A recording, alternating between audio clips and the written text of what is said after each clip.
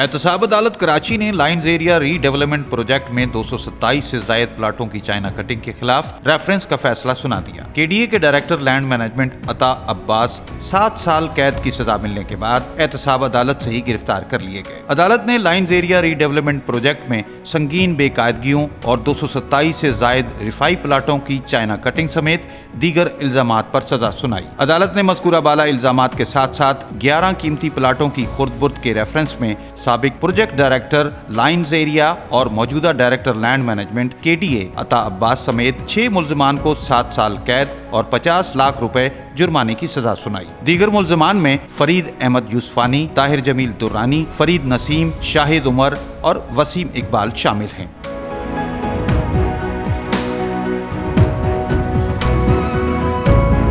अदालत ने जमानत पर रिहा 2 मुल्जिमान अता अब्बास और शाहिद उमर को तहवील में लेकर जेल भेजने का हुक्म दिया। नैब का मौक़िफ़ था कि मुल्जिमान ने कौमी खजाने को अरबों रुपए का नुकसान पहुंचाया। मुल्जिमान फरीद अहमद यूसफानी व दीगर पर प्रोजेक्ट में 227 प्लाटों की चाइना कटिंग का भी इल्जाम है। जुर्म साबित होने पर अता अब्बास, ताहिर जमील दुरानी, फरीद यूसफानी को 7 साल कैद की सजा सुनाई गई। मुकदमे के चौथे मुल्जिम शाहिद उमर को भी गिरफ्तार कर लिया गया। रफीक आजाद, न्यूज़ पाकिस्तान.tv, कराची।